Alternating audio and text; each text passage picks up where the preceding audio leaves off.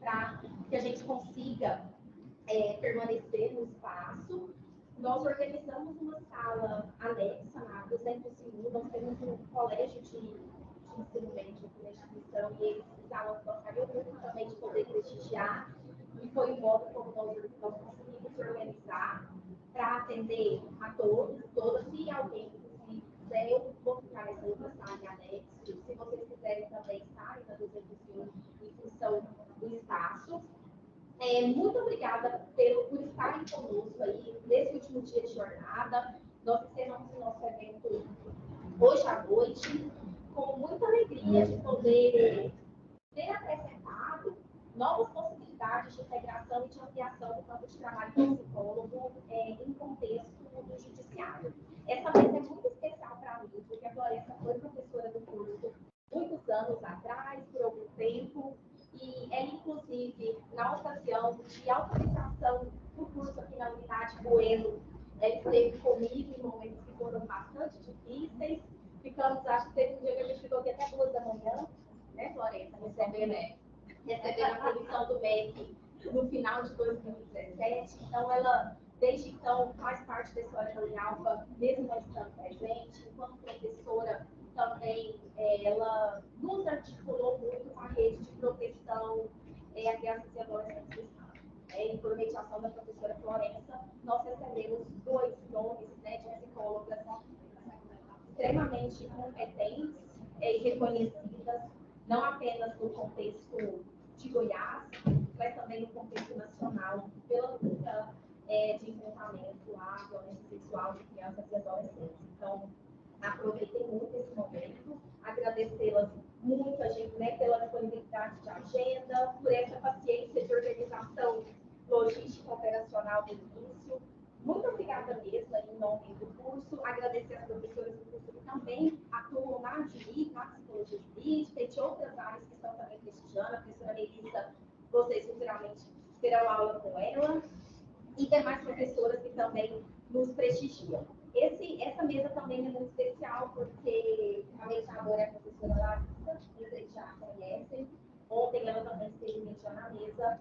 A orientadora da... Eu me lembro muito, né, Florença? A Larissa, numa situação muito corajosa, queria muito fazer estágio em psicologia social crítica, fez o TCC na ocasião, no contexto de escola pública, sob a orientação da professora Florença, e esse trabalho desdobrou o que foi o projeto de mestrado dela na Universidade Federal de Goiás, e aí a convidei para estar presente também, posteriormente, fazendo mediação com a Florença, para que esse momento também seja um momento de construção, de manutenção dos laços e até de ressignificação desses laços. Eu vou colocar nessa sala, eu vou estar na 201, com os alunos do colégio, os demais alunos que chegarem.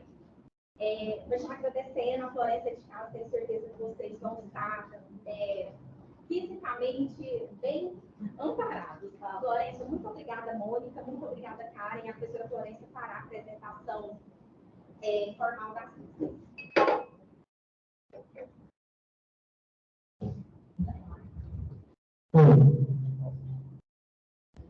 Bom dia, muito obrigada, Érica, pelas palavras tão generosas sobre mim, sobre essa trajetória, sobre essas convidadas incríveis.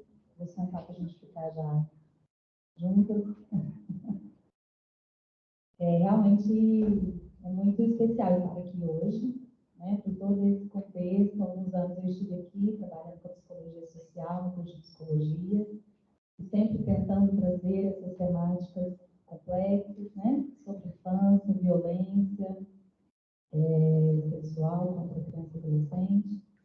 O tema do meu mestrado, pesquisa, e onde conheci essas 2 pessoas maravilhosas, né, onde trabalhei invertendo a rota, junto ao autor de violência sexual contra criança e adolescente. Então, o meu convite à Mônica diz muito de quem me convidou para esse espaço de diálogo, de trabalho, de reflexão, de enfrentamento. Acho que lá em 2000...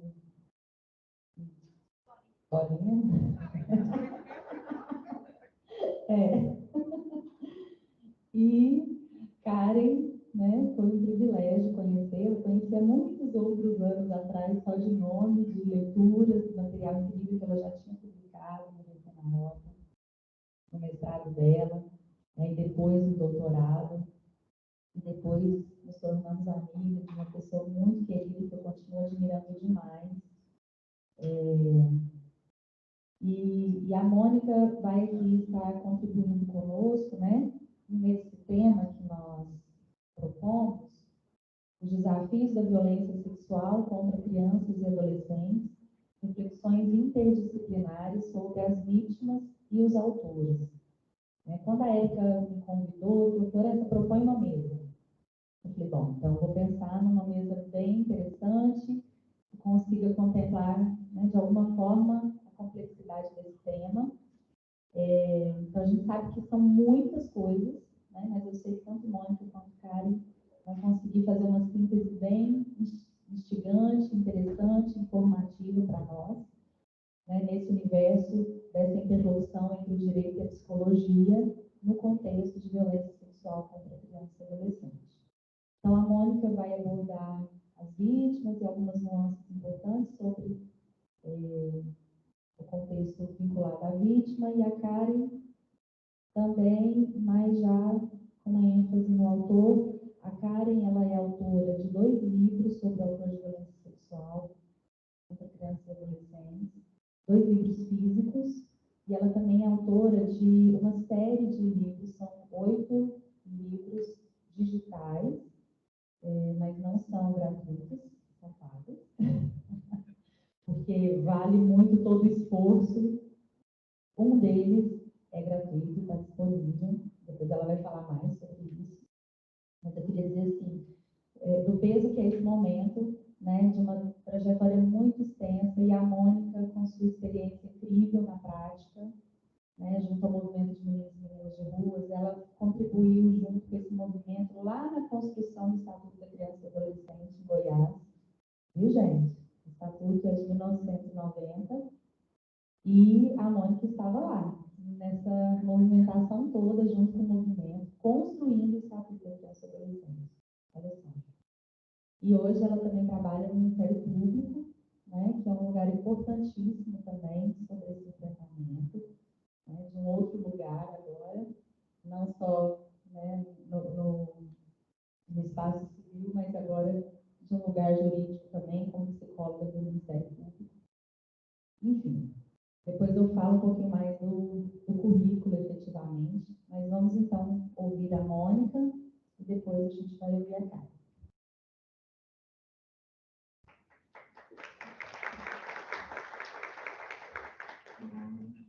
Bom dia. Vou ficar em pé, tá, gente? Já fui apresentada, né? Sou Mônica, psicóloga, formação em psicodrama. Gosto também de me apresentar como ativista do movimento de meninos e meninas de rua, que a Flor já falou, que é uma organização não governamental que atua na garantia de direitos de crianças e adolescentes. Então, a história veio daí também, né? Eu acho que nós temos tudo. Você passa? Quer que eu passe? Você passa? Então, pode passar, por favor. Nós já vamos entrar para um assunto, né? Nós estamos de... Pode voltar, por favor. Desafios da violência sexual contra crianças e adolescentes, reflexões interdisciplinares sobre as vítimas dos autores. Então, falar de violência sexual contra criança e adolescente nem sempre é um tema tão fácil. Vou lembrar de falar para essa câmera que falar com os meninos, não é? Meninos e meninas, adolescentes, amo os adolescentes. Quando alguém fala adolescente, vai adolescente, né? Gosto muito. Pode passar, por favor. A gente vai começar da onde que a gente fala, né? Quando a gente fala de violência, tem que saber que conceito que eu estou usando de violência. Então, trago um conceito aqui da guerra, Viviane, e a guerra. A primeira especialização que existiu no Brasil foi lá da USP, laboratório de crianças, chamava Laboratório LAC, que começaram a fazer esse estudo de violência contra criança e adolescente. Então, as TVs de guerra são dessa época, e elas trazem esse conceito aqui. Todo ato ou omissão praticado por pais, parentes ou responsáveis contra criança e ou adolescente que, sendo capaz de causar à vítima dor ou dano de natureza física, psicológica implica, de um lado, uma transgressão, né, do poder de proteção do adulto, e do outro, leva à coisificação da infância, isto é, a uma negação do direito que criança e adolescente têm de ser tratados como sujeitos do direito em condição peculiar de desenvolvimento.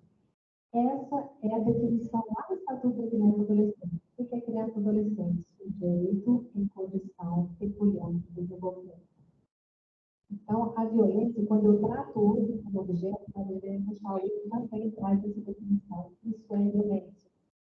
E para tratar como objeto, durante muito tempo, ainda hoje, né, a gente tem essa concepção, a criança é um objeto de proteção. Eu vou fazer isso para proteger a criança. Só que eu esqueço de perguntar para a criança o que ela quer. Eu que defino sozinho. Eu que faço, eu que escolho. Eu faço isso com a minha bolsa, com meus móveis, né, meus objetos. Criança é um ser pensante. Então, para ajudar o outro, a gente tem que conversar com o outro. Né, dar ele a possibilidade de escolhas. Pode passar, por favor? Nós vamos focar aqui a violência sexual. Né? A violência física, a violência psicológica, a negligência, uma violência às vezes esquecida, né? Lá no próprio conceito da guerra ela traz, né? A omissão, quer dizer, então você não fazer algumas coisas também é violência. Além da violência sexual, eu vou trazer aqui o conceito, já vou trazer isso com mais detalhes, da lei que a gente tem que regulamenta o sistema de garantias de direito de criança e adolescente em situação de violência, vítimas ou testemunhas, conhecida como a lei da escuta especializada e depoimento especial, que traz o abuso sexual, a exploração sexual comercial e tráfico de pessoas, e ela traz também a questão da violência institucional.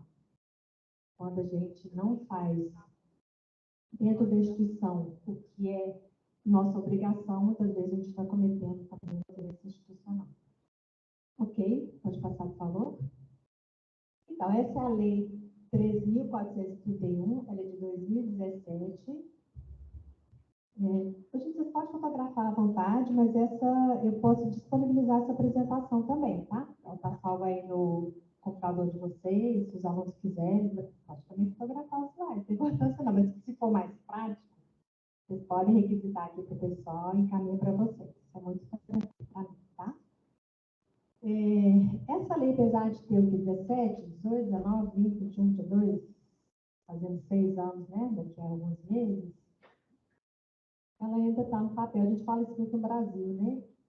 Que as leis ficam no papel, mas é um avanço. Se tem a lei, a gente também, pelo menos, a gente pode pegar por. Quando a gente fala que o Estatuto da Criança e Adolescente não é uma lei de primeiro mundo, porque a gente ainda tem que ter uma lei que garanta, por exemplo, comida para as crianças, escola, lar. São direitos fundamentais. Se está na lei, é porque ele não está acontecendo no cotidiano, não faz parte da realidade. Eu preciso te perguntar que horas que eu comecei, até que horas que eu vou? Tá, qualquer coisa vai me ajudar, eu vou olhando também.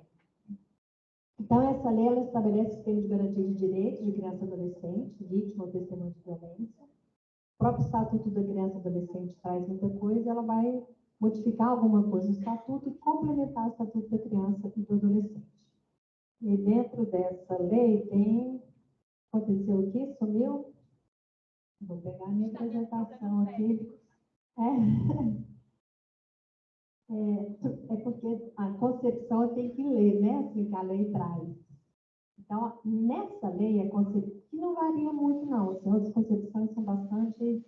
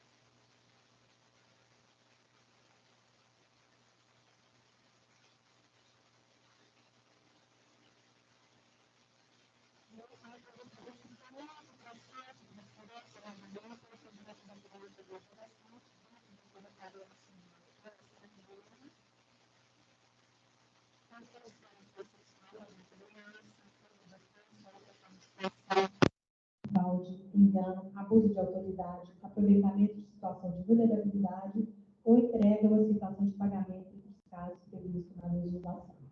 Essa também é uma realidade existente aqui, ainda muito velada, porque os próprios fala, né, eles são bem organizados. A rede do tráfico ela é muito bem organizada, e até para fazer esse enfrentamento a gente tem que articular melhor a nossa rede de proteção de crianças e adolescentes. Né? Essa é uma realidade que acontece. Pode passar, por favor. Então, olha, o que tem de comum na violência contra crianças e adolescentes, de uma maneira geral? Todas elas, né? A sexual, mas também a física. Eu penso que a violência física ela é ainda muito banalizada.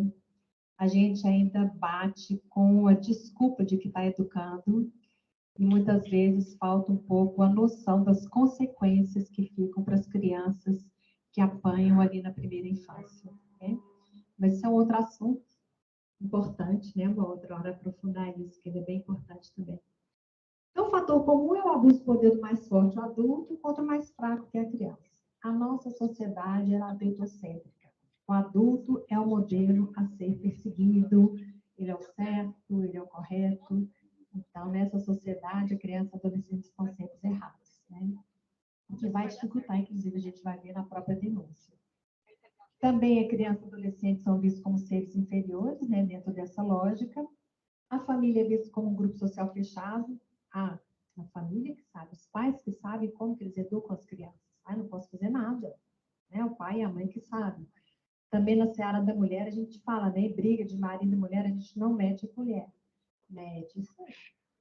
E também para criança e adolescente, a gente interfere, sim, quando a gente está falando de proteção, muitas vezes a própria vida. Se não a vida física, a vida mental, né? A saúde mental. Tem gente que morre, né? Você morre assim, emocionalmente, você pode acabar com a sua vida, apesar de estar ali de olhos abertos. Então, nessa perspectiva, os pais são os donos dos filhos, e os filhos, nessa relação de poder, acabam se submetendo ao silêncio dos pais. Não é uma escolha, não é um pacto de silêncio, é uma submissão, muitas vezes sem alternativa.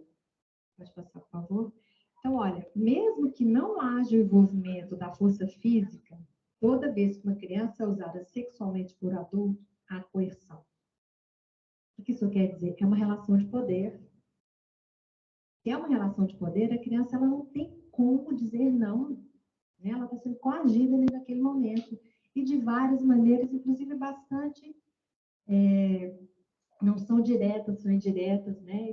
Teve uma das meninas que a gente atendeu, que o pai que abusava dela, pai de sangue, eu costumo falar, né? Nas estatísticas, pai e padrasto estão aí como os principais autores de violência contra criança e adolescente. E ela falava assim, eu achava que todos os pais faziam isso com suas filhas, né? Achavam que era desse jeito.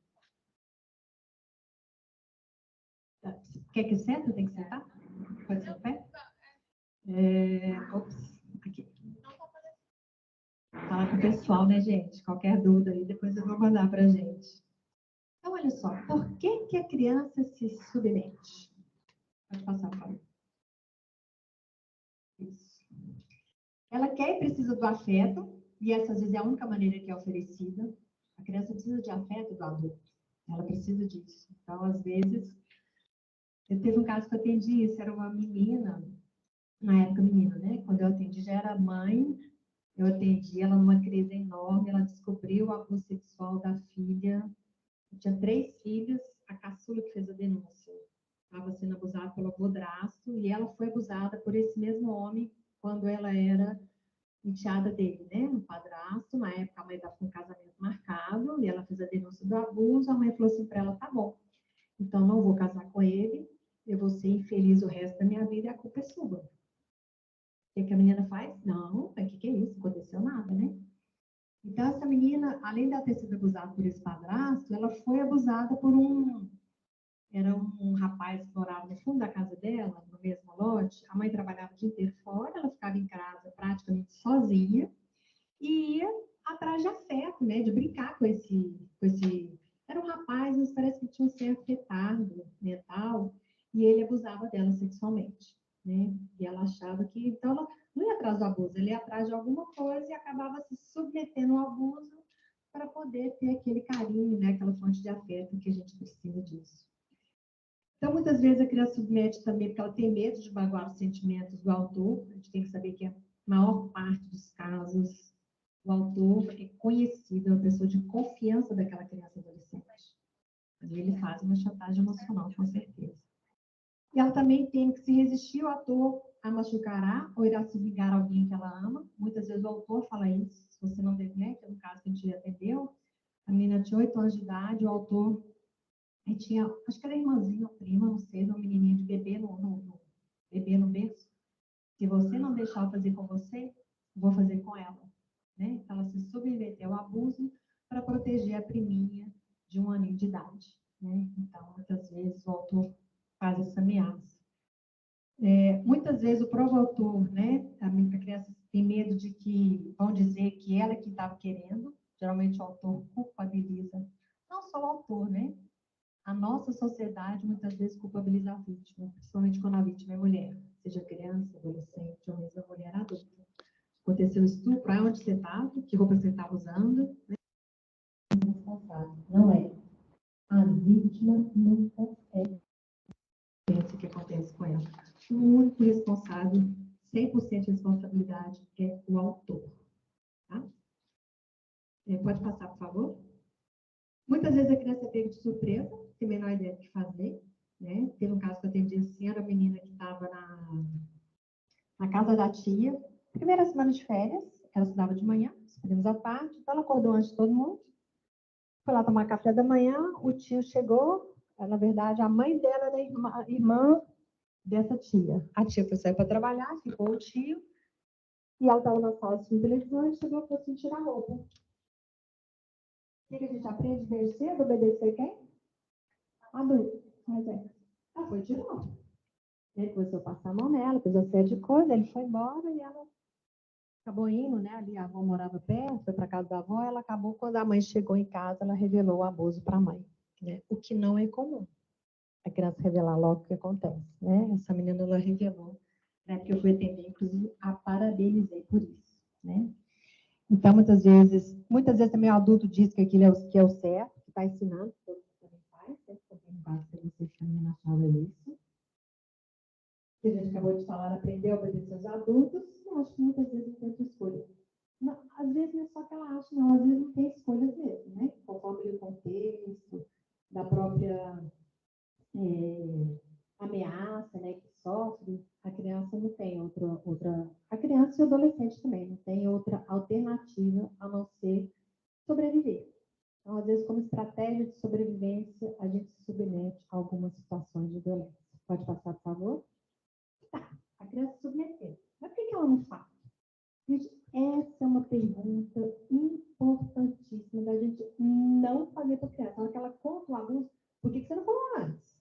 Por que você não estava correndo? Por que você, né? É como se a gente estivesse responsabilizando a criança por não ter reagido, ela que quis. Não sei se alguma mulher aqui já teve experiência, né? Tantas mulheres aqui de homens que mexem, homens que às vezes passam a mão em determinado lugar, né? Às vezes quem anda de ônibus. Raramente a mulher adulta reage. A gente quer cobrar de uma criança que está lá submetendo, que o autor é uma pessoa de confiança, que ela aprendeu a obedecer. Então, é muito pesado isso. Muito pesado. Então, assim, a criança não conta porque ela não tem condições. A nossa sociedade ainda não dá condições para essa fala. E é um dos desafios nossos, é mudar isso. Né? Esse aqui é um relato verdadeiro, tá? Eu tirei de um vídeo, de um filme, que chama O Canto de Cicatriz. É o depoimento de uma das pessoas que passou pelo abuso sexual na família. E ela fala assim: não podia contar a ninguém que meu avô me molestava quando tinha 8 anos. Minha avó era uma mulher muito especial, carinhosa e maravilhosa. Senti que se contasse a ela ou a qualquer outro, estaria destruindo seu casamento e minha família. Então, assim, por que a gente responsabiliza quem faz a denúncia e não quem cometeu o abuso? Isso é uma pergunta que a gente tem que responder, né? Os advogados de defesa do autor, geralmente eles argumentam isso, né? Muitas vezes, um bom sujeito, um cidadão honesto, trabalhador, não faz isso. Faz, né? Uma coisa tem nada a ver com a outra, depois a Karen vai falar mais. Outra coisa que a criança não fala, sentir muita vergonha, culpa e constrangimento para poder entrar em detalhes. A gente fala muito da violência, mas a gente ainda fala pouco da sexualidade. A gente nem nomina muitas vezes as partes íntimas. A gente, às vezes, ainda usa apelidos que, inclusive, confundem. Né? Atendi uma criança que era bumbum na frente, bumbum atrás. Eu falei, opa, fazedor de xixi, fazedor de cocô. Tem que ter nome diferente, né? Então, pode até dar apelido. Né? Pode. Desde que eu informe que tem um nome, informe que aquilo é um apelido, informe que aquilo ali é uma parte íntima que ninguém pode tocar. Né? Então, a gente tem que saber o que é. E a gente ainda fala pouco disso. A gente fala pouco da sexualidade. E aí, quando acontece, a pessoa fica com vergonha mesmo, né? Um outro fator importante é a sua sensação de que não irão aceitar a sua palavra. E muitas vezes adultos não aceitam mesmo, né? Muitas vezes, quando as crianças contam algumas coisas, principalmente se aquele sujeito é uma pessoa, entre aspas, boa, porque é, né? Um cidadão cumpridor das suas obrigações, as pessoas não acreditam. A criança começa a contar: o que é isso, menina? Para de inventar história. Onde você tirou isso? Porque a criança, ela vai falando aos poucos. Na hora que ela fala isso, ela recua. Opa, não está acreditando em mim? Né? Pode passar, por favor. Então, também pode acontecer da criança não contar porque fazem-na se sentir cúmplice, sentir que ela gosta de ser abusada sexualmente, mesmo que ela repita que não. A gente não manda no corpo da gente. O corpo sente o prazer sem o meu consentimento. Isso é uma coisa que a gente também fala muito pouco. O corpo bem manipulado, a gente tem as zonas erógenas, ele sente prazer.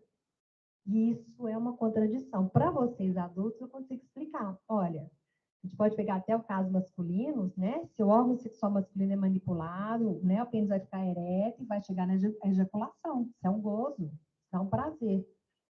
Mas aquele menino, não, atendi um menino, que ele foi abusado por ele vendia picolé ali na região dos motéis de Goiânia, e foi isso. Acho que foi isso, né? Porque a gente, quando faz o atendimento, a gente não pergunta exatamente o que aconteceu, a gente não precisa, a gente vai falar dos sentimentos. Era um atendimento difícil com esse menino, e aí eu li isso aqui para ele, ó, quer ver? Pode passar, por favor. Estava explicando para ele que a gente não manda no corpo, e esse aqui é um depoimento. Uma noite, depois de meu pai ter me acariciado por cerca de 1 hora, meu corpo, involuntariamente, alcançou o clímax. Nunca tinha sentido orgasmo anteriormente. Sentia medo e repulsa, mas quando olhei meu pai, ele sorria triunfante.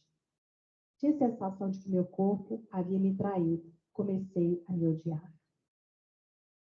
Então, assim, até quando eu li para esse menino, eu falei para ele, olha, você não manda no prazer do seu corpo, porque o menino ainda tem isso. Quando o autor é um homem e ele sente isso tudo, nossa, e a minha sexualidade? Então, eu não achava, não tem problema nenhum ser gay, mas se ele achava que ele não era gay, né, não era homossexual, não tinha essa orientação e sentiu prazer ali naquele momento, começa a pintar um monte de dúvidas, vai, está acontecendo comigo. Então, essa informação é importante para a pessoa poder, então, eu só penso assim, lá, tipo assim, eu não mando no meu corpo. Isso é importante a gente saber para a gente, porque isso que faz muitas vezes com que a vítima se culpa. Nossa, mas se eu sentir prazer é que eu gosto? Opa, não, você não manda no seu prazer, né? Esse é um livro da Ellen Bass e Louise Thornton, tá? É um depoimento. Pode passar, por favor?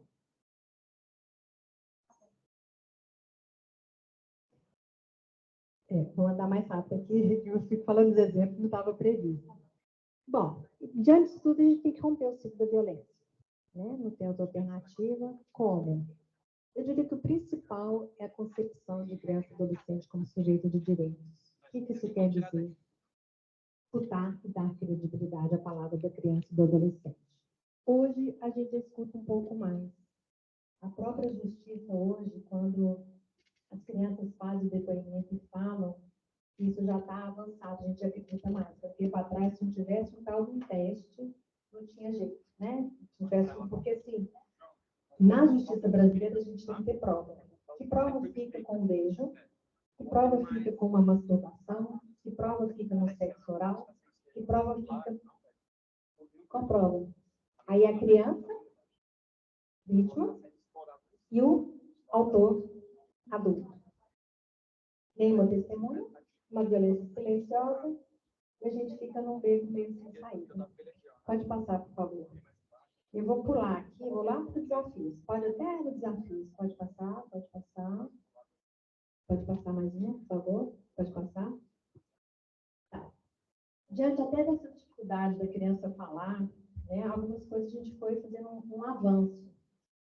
O meu trabalho hoje, atualmente, no Ministério Público, é articular redes de proteção de crianças e adolescentes.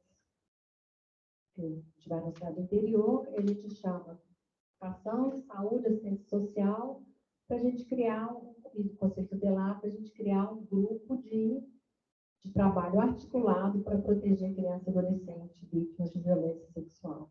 Né? E essa lei que eu falei para vocês, da escuta especializada e o depoimento especial, está previsto exatamente isso. Onde que a criança vai ser escutada? Antigamente, a criança falava com o professor, meu tio está passando as férias lá em casa e está passando a mão na minha noite.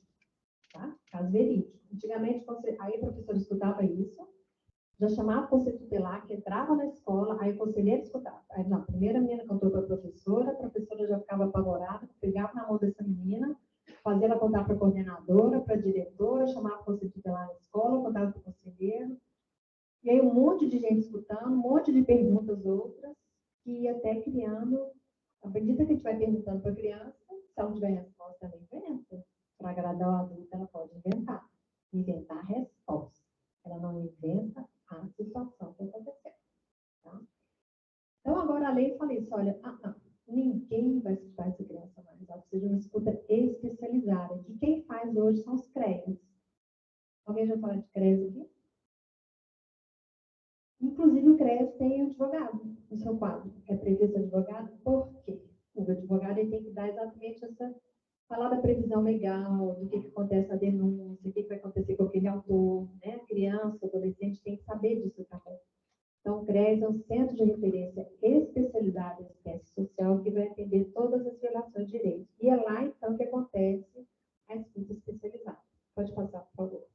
E o depoimento especial, que é outra, vamos dizer, uma ferramenta, instrumento para um procedimento de oitivo de criança e adolescente vítima de testemunho de violência perante a autoridade de policial ou judiciário. Né? Na verdade, é como se fosse aqui, ó, os meninos estão lá na outra sala, como se aqui tivesse o juiz, o advogado de defesa, né, o Ministério Público, a acusação, várias outras pessoas, e a criança, que ela é a vítima, mas nesse momento a parte do testemunho, ela está lá na outra sala, então está vendo por câmera, ela é vista por câmera também, o juiz faz uma pergunta aqui, lá na outra sala, o psicólogo, assistente social, quem vai realizar esse depoimento, está com o fone de ouvido e traduz essa pergunta para a criança e adolescente, ela vai respondendo, as pessoas vão escutar. Então, é uma ferramenta para a criança poder falar de uma intimidade sem ser na frente de tantas pessoas desconhecidas. Como é que eu vou falar que meu pai mexeu na minha parte íntima? O pai pode até não estar presente, mas muitas pessoas estão. Tá? Então, tem um outro desafio também muito grande, gente, que é o seguinte. A delegacia de polícia, de praxe, aconteceu um abuso sexual. Manda a criança para fazer o exame de corpo de delito. O que um passar de mão fica no corpo? O que um sexo oral fica no corpo? Para que esse exame de corpo de delito? Constrange a criança e a lei está prevendo mínima intervenção dos profissionais envolvidos. Hoje, essa é uma das nossas batalhas. Informar os delegados para não fazer o exame de corpo de delito de praxe. Porque assim, isso é praxe.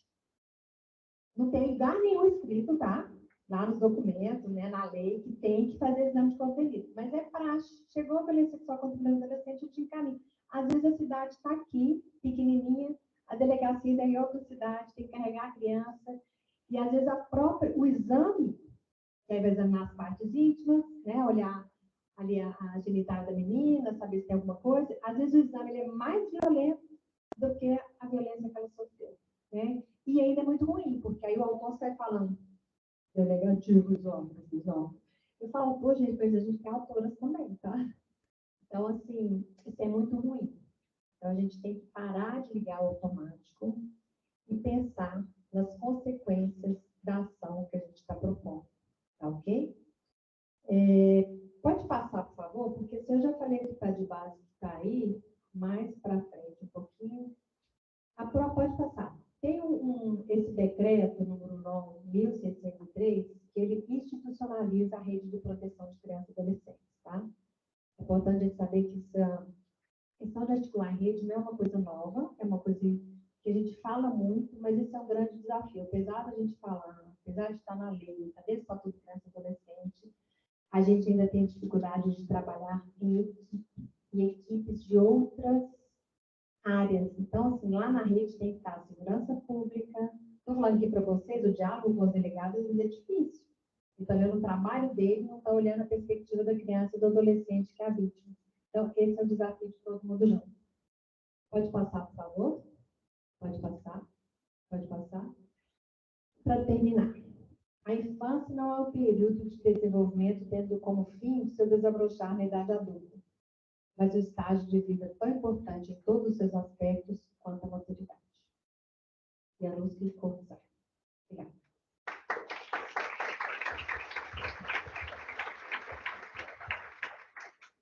Muito obrigada, Mônica. A gente ficaria o dia todo te ouvindo. Tanta experiência, tanto conhecimento, tanta sensibilidade, né? Na fala da Mônica.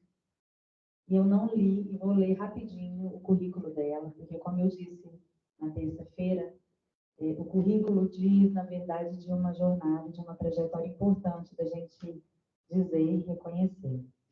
A Mônica possui graduação em Psicologia pela Pontifícia Universidade Católica de Goiás, e mestrado em Educação pela Universidade Federal de Goiás, formação em psicodrama pelo SOGEP, atualmente analista em psicologia do Ministério Público de Goiás, ativista militante no Movimento Nacional de Meninos e Meninas de Rua de Goiás, psicóloga e professora do Instituto de Educação e Psicologia, psicóloga apaixonada por gente, mãe, filha, mulher, amiga, feminista, antifascista, tem experiência na área de psicologia, com ênfase em psicologia social, atuando principalmente nos seguintes temas: mediação de conflitos, métodos autocompositivos de resolução de conflitos, garantia de direitos de crianças e adolescentes, violência sexual no contexto familiar, autor de violência sexual, psicoterapia e psicodrama. Muito obrigada, Mônica.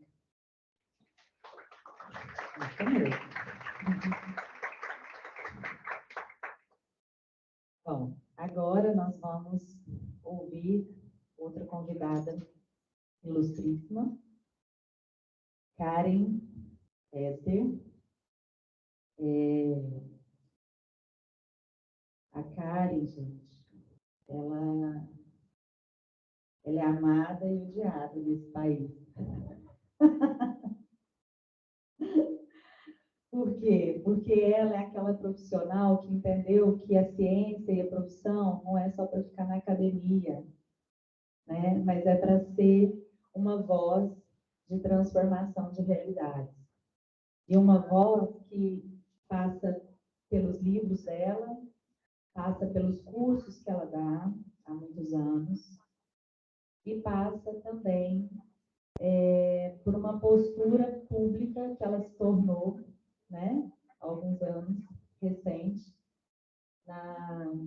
nas redes sociais, né, nessas vias de acesso, ela se colocou nesse lugar para fazer esse enfrentamento também, né?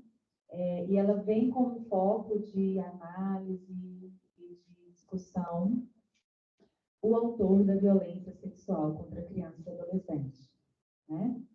Diante de tudo que a Mônica colocou aqui sobre a vítima e sobre esses desafios, existe um autor, né, dessa violência. E esse autor, ele é um ser humano, mas ele também, por muitas vezes, se torna um criminoso, né? E que precisa de ajuda também. Então, a Karen, com muita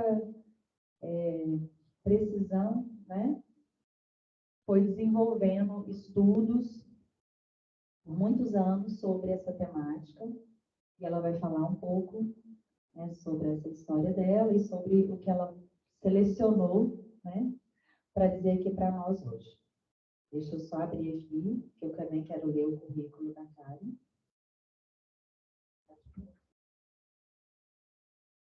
Doutora em Sociologia pela Universidade Federal de Goiás, mestre em Psicologia Social pela Universidade Católica de Goiás, especialista em terapia de famílias e casais, em formação em terapia sexual conjugal, especialista em Psicologia Jurídica, graduada em Psicologia pela Universidade Católica de Goiás, psicoterapeuta, palestrante, professora de pós-graduação, pesquisadora, escritora, doutora, supervisora e ex-conselheira do Conselho Regional de Psicologia de Goiás. Agora é com você, Karen.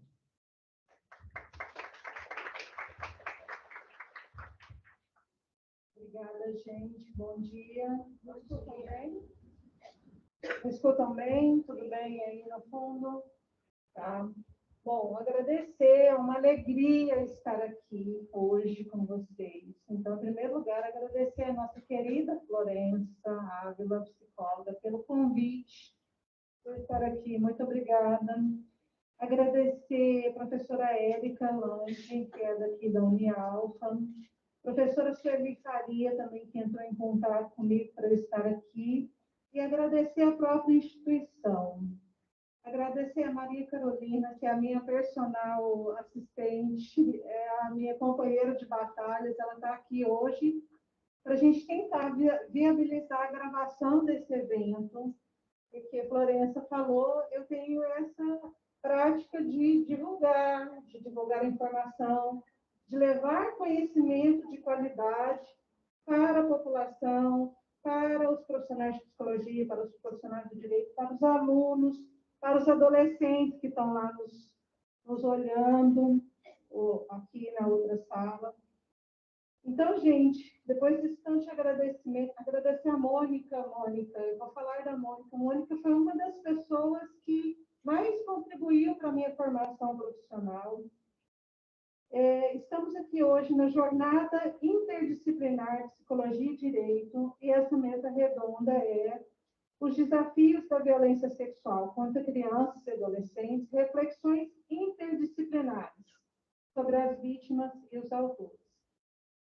E aí eu vou começar com os desafios. Quais são os desafios? E dizer para vocês que os desafios estão em todos os níveis do conhecimento. Do nível cerebral, biológico, da medicina do corpo, até o nível social, histórico, antropológico, cultural. Nós temos vários níveis, várias camadas de conhecimento sobre a violência sexual, sobre a vítima e sobre o autor. Bom, nós temos estudos, por exemplo, da neurociência que comprovam que vítimas de violência sexual, após submetidas a traumas crônicos, elas apresentam danos cerebrais, elas apresentam alterações cerebrais como consequências desses traumas. Olhando para um nível mais macro, mais antropológico, nós encontramos sociedades em que o índice de estupro de bebês é elevadíssimo, devido a uma falsa crença de que ao estuprar, ao fazer sexo, né, que não é fazer sexo, é estuprar um bebê, esse homem que supostamente, esse homem que estaria contaminado pelo vírus HIV, pelo vírus da AIDS, ele se curaria com esse estupro, dada a pureza desse bebê. Então, nesse contexto, né, a gente pode fazer diferentes reflexões interdisciplinares e a intersecção entre a psicologia e o direito também é muito desafiadora, porque esse encontro entre a psicologia e o direito é um encontro novo. Nós estamos falando de uma área nova, uma área que não tem nem 50 anos de prática no Brasil, enquanto a área nova é uma área em construção, em reformulação, em acerto, em erro, em debates, em questões. Nós temos várias questões da psicologia jurídica, né? Então, assim, gente, eu não estou aqui para oferecer respostas, nós estamos tratando de um assunto que não tem resposta, um assunto de uma complexidade de tamanho que não tem o certo, o errado, sim ou não, e o preto no branco. Ele tem 50 tons de cinza, tem uma série de tonalidades, uma série de pontos que a gente pode pegar aqui para trazer, né? Eu vou provocar para fazer perguntas a partir do meu olhar, de 22 anos de atuação e pesquisas com famílias, crianças, adolescentes, violentas, então com vítimas e autores. Eu realizei estágio em psicologia no Centro de Estudos, Pesquisa e Extensão e Juvenil, na psicologia comunitária e jurídica também, no qual eu tive o privilégio, então, de ser formada por profissionais como a Mônica Café. Eu tive outras interferências profissionais belíssimas na minha vida, como a Malu Moura, o Benedito Rodrigues Santos, depois veio a Florença, né? Então, a gente tem uma história aí. E uma outra experiência magnífica profissional na minha vida foi a oportunidade que eu tive de coordenar o programa Repropondo, atendimento a autores de violência sexual. Esse programa é um programa pioneiro no Brasil, inédito. A gente começou esse trabalho em 2004, nós estamos em 2023, então tem 19 anos, né? E era uma experiência de intervenção, fazer o atendimento e, ao mesmo tempo, produzir conhecimento científico de qualidade, produzir pesquisa. Por isso que eu tenho tanto livro, tanta coisa publicada. Começou lá esse movimento, né? Então, nossas perguntas iniciais no programa. Quem é o autor de violência sexual? A primeira pergunta. Quem é essa pessoa? Do que nós estamos falando? Esse sujeito, para além do rótulo que a sociedade coloca em cima dele. O que ele fala, o que ele faz, o que ele gosta. Ele tem desejo sexual por criança e adolescente ou ele não tem desejo sexual? Por que ele faz o que ele faz? Existe um perfil? Todos sentem desejo sexual ou não? Quando eles começam a cometer os abusos, eles começam na adolescência, e aí a Florença é a nossa doutora em adolescentes autores de violência sexual aqui. Eles têm recuperação, têm cura. Se eles forem acompanhados por um atendimento psicológico associado à prisão, existe uma possibilidade de ele sair de lá curado, entre aspas? Então, eram perguntas, né? Eles têm conflitos emocionais e, incrivelmente, eu descobri que o medo, a raiva, a tristeza, a vergonha os levam ao silêncio também. E esses são sentimentos que a gente descobriu que eles têm em relação à violência sexual, não são sentimentos das vítimas. Quando a gente fala medo, culpa, raiva, a gente fala, normalmente a gente pensa na vítima, mas eles também sentem isso. Bom, como eles lidam, como eles representam suas vítimas, eu fiz essa pesquisa no meu doutorado. Então, assim, essas são perguntas do primeiro nível de desafios, que é o nível individual, é o sujeito, é o indivíduo, quem ele é, o que ele faz, o que ele pensa, né? E aí, assim, a gente pode até falar, são doidos, são psicopatas, são esquizofrênicos, e a literatura vai trazer, por exemplo, Sanderson, que escreveu sobre isso, vai falar que não, que poucos autores de violência sexual têm transtornos mentais. Então, é muito fácil e simples a gente colocar isso no rótulo de transtorno mental. Ele faz isso porque tem transtorno mental, mas se a literatura está falando que não tem, aí como fica a explicação agora, né? Bom, e aí, Barros e Jorge Birol, por exemplo, vão falar que não tem perfil nem para o estuprador e nem para a vítima. Então, isso vai impactar lá na nossa prática, se não tem perfil. Quando a gente vai avaliar o quê? O que nós estamos avaliando lá? Bom, na minha trajetória de muitos anos, gente, eu passei 8 anos fazendo pesquisa dentro do presídio de Aparecida de Goiânia.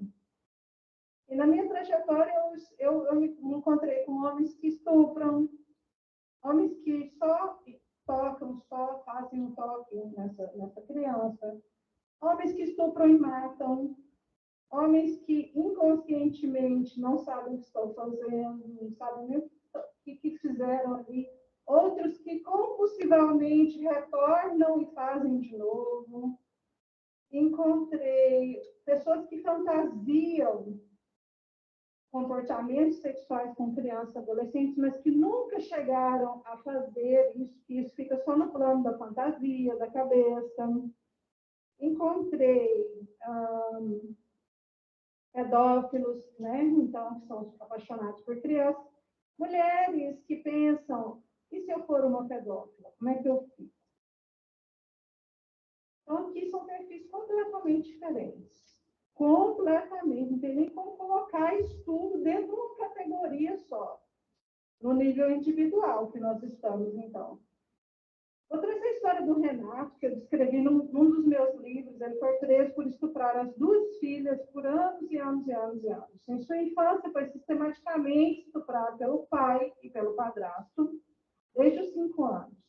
Então, a violência era crônica em sua vida, né? Ele viveu relações familiares de abandono, negligência, sentimentos confusos de amor e ódio, confiança e desconfiança, alegrias e tristezas pelo pai e pelo padrasto.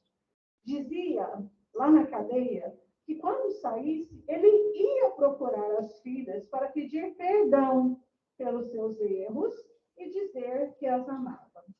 Mais recentemente, aqui em Goiás, nós tivemos o caso do Reidmar Silva. Eu não sei se vocês se lembram. Ele sequestrou, estuprou e matou a Luana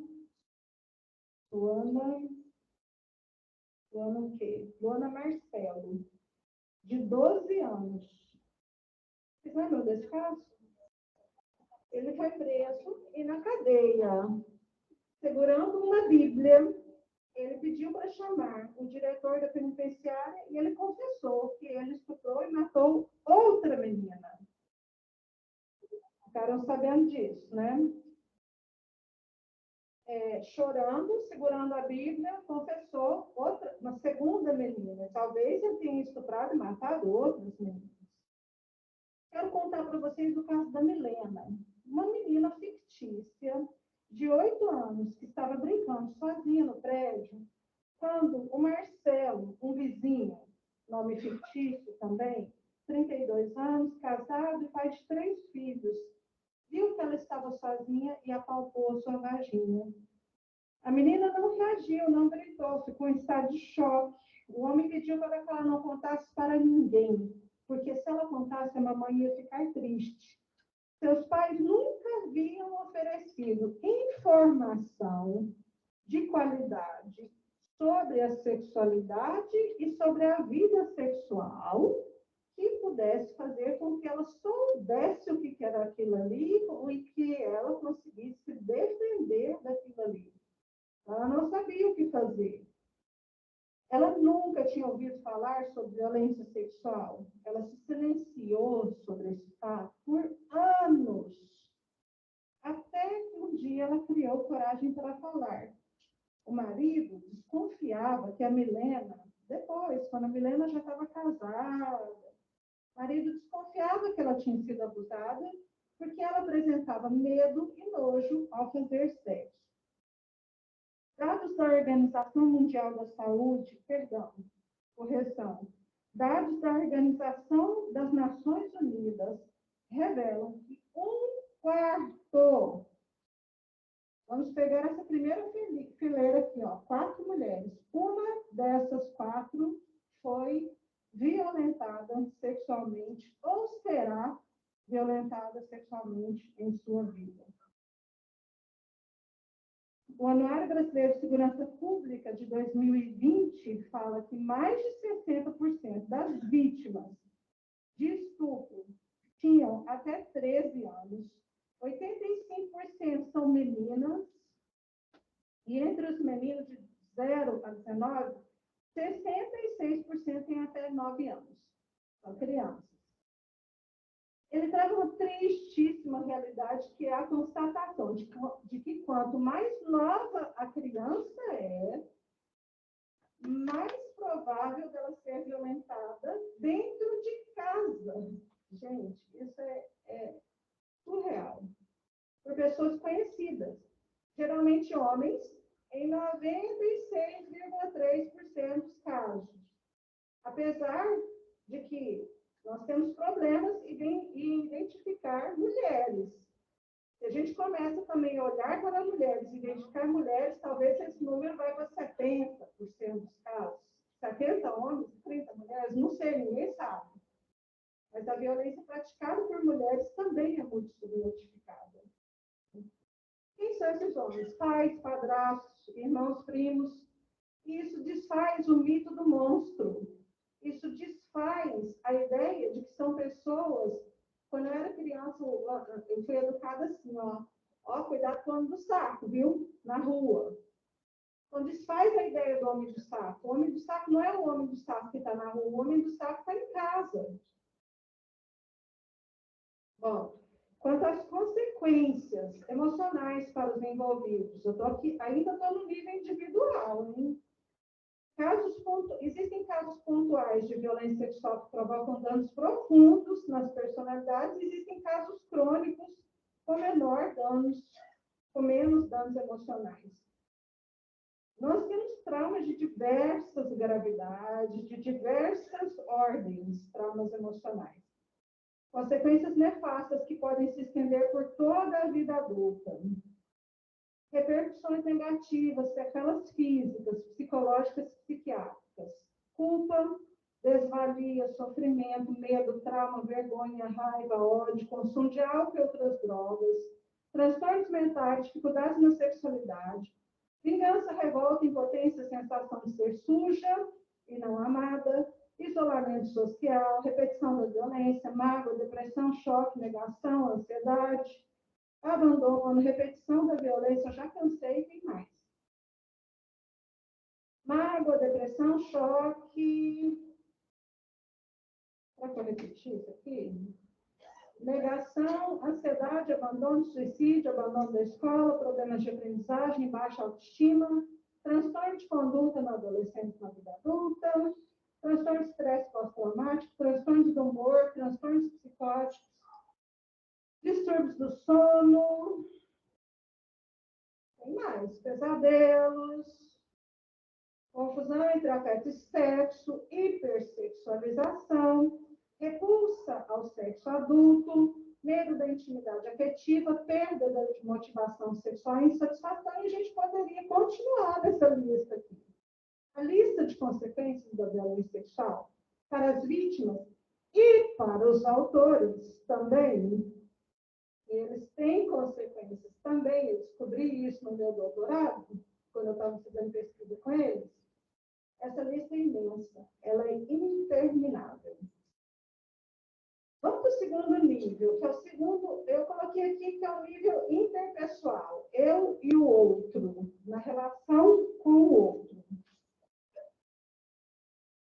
No nível interpessoal, a Mônica já abriu o caminho aqui, existe uma relação de poder entre adultos e crianças, né, que implica em desníveis nos mais diversos aspectos dessa relação.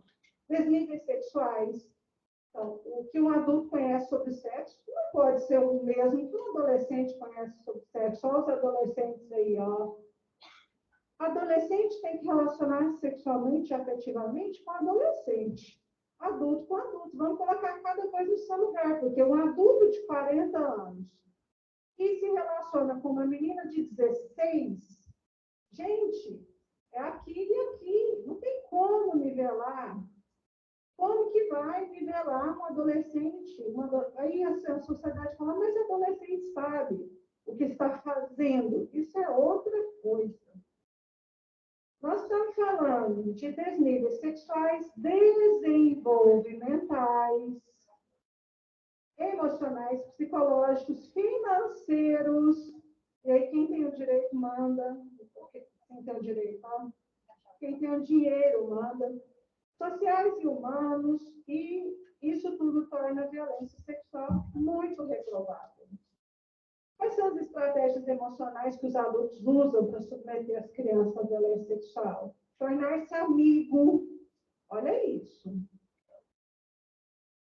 Dessensibilizar progressivamente, começa com a mão no cabelo, vai para a mão no ombro, vai para a mão na barriga, vai dessensibilizando ao toque. Assustar e intimidar as crianças. Outros autores falam da coerção verbal, você vai fazer isso, coerção física, e manipulação emocional, sedução e jogos. Essas são as mais diversas estratégias. As deveres de guerra, que a Mônica já trouxe aqui, que são importantes feministas desse campo, lá de 1998, mas tão 2023, elas vão falar que as reações do mundo externo a uma vítima que conta sobre a violência sexual são dessa criança não receber crédito sobre o que está falando, afirmando que ela fantasiou ou inventou a experiência. Seu dano pode ser minimizado pelo ouvinte, por meio do discurso de que não houve nenhum prejuízo e é preferível esquecer o assunto. Ela pode ser responsabilizada pelo crime, porque nós estamos falando de um autor que supostamente é um pai de família e é um cidadão de bem. Essa história do cidadão de bem já é lá de 1998, tá? Ela não é de agora, não. Bom, no nível familiar, vamos pular para o nível familiar. O que acontece dentro da família?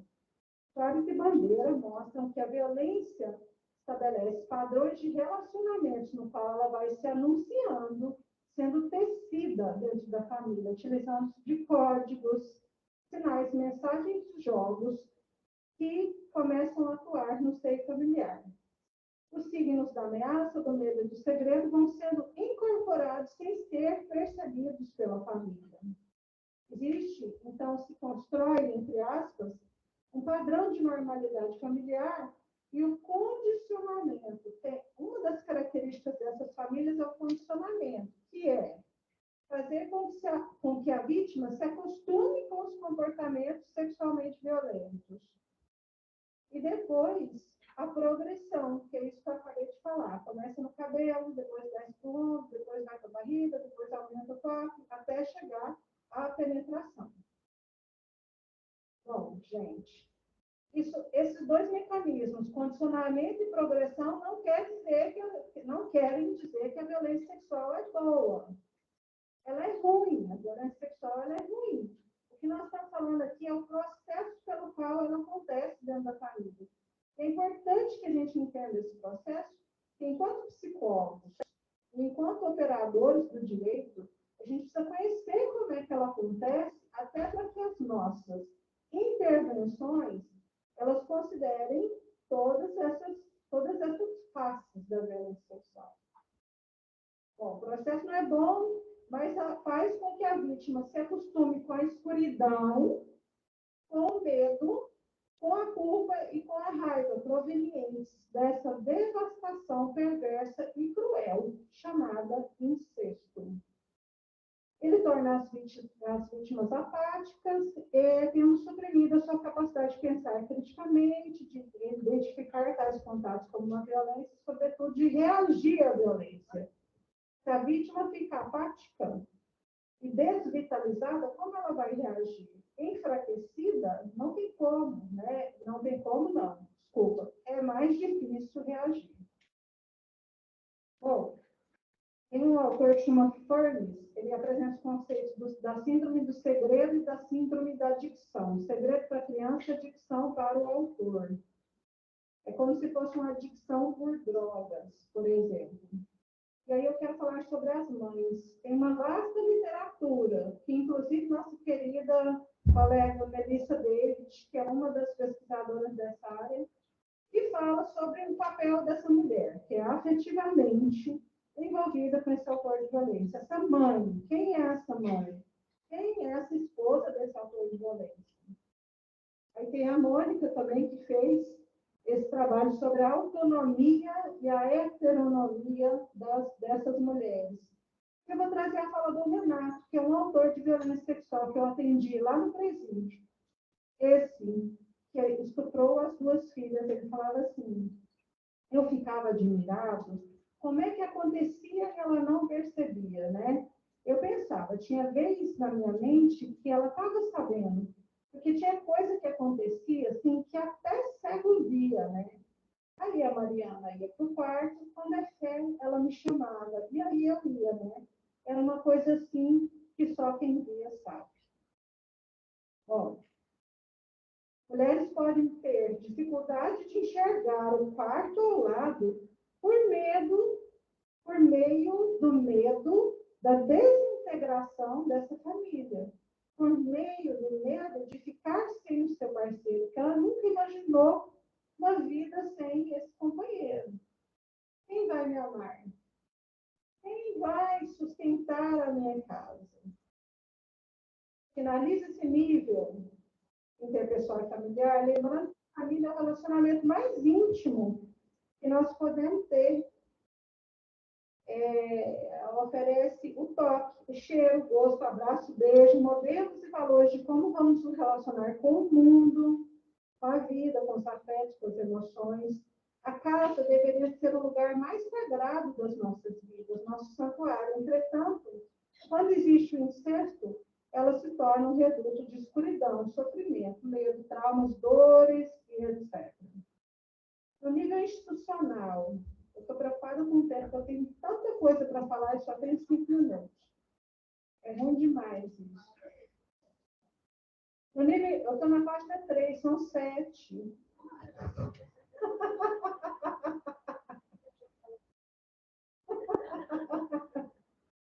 Não, eu gosto de ser bem pontual.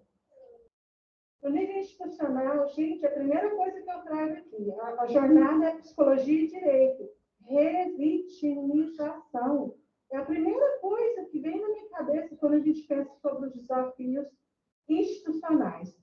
A Mônica já falou isso, de como que a gente vai invadindo a criança e perguntando, pergunta uma vez, pergunta outra vez, mas e isso? Mas e aquilo? Como que foi? Onde que o pai pegou? Está falando sério?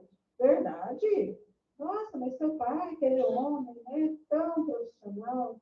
Aí o descrédito, a má condução, desconfiança, falta de solidariedade com as vítimas no nível institucional. Tem o caso da Mariana Ferrer, vocês acompanharam o caso da Mariana Ferrer, que foi humilhada pelo advogado, pelo promotor e pelo juiz, em audiência, sendo ela mesma culpabilizada pela violência que ela estava denunciando. O Uber, que carregou a Mariana no pós-abuso, no dia dos fatos, no pós-estupro, o Uber falou, ela estava visivelmente inconsciente, ela não estava conseguindo se levantar. Então, isso me fala que a Mariana estava dopada nesse dia, e o André, que foi o acusado de cometer esse crime, não foi responsabilizado porque foi considerado como sexo consensual. Agora, gente, como assim? Como assim sexo consensual com uma mulher que está dopada? Então, nós, enquanto sociedade, nós vivenciamos casos contra esse. E o caso da Mariana Ferrer foi tão grave que o nome dela virou lei. Lei Mariana Ferrer, de 2021, que protege vítimas de crimes sexuais em julgamentos. E aí, se a gente pensar na trajetória da vítima, no sistema jurídico, meu Deus, nós estamos protegendo? Ou nós estamos acusando? Ou nós estamos duvidando?